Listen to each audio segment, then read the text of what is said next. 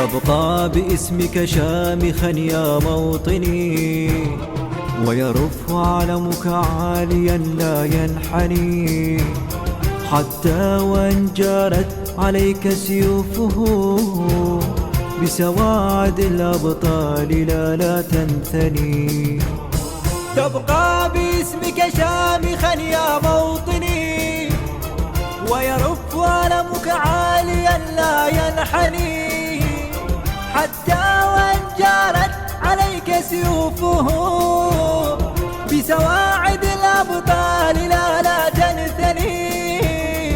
الله الله الله الله يا موطني، الله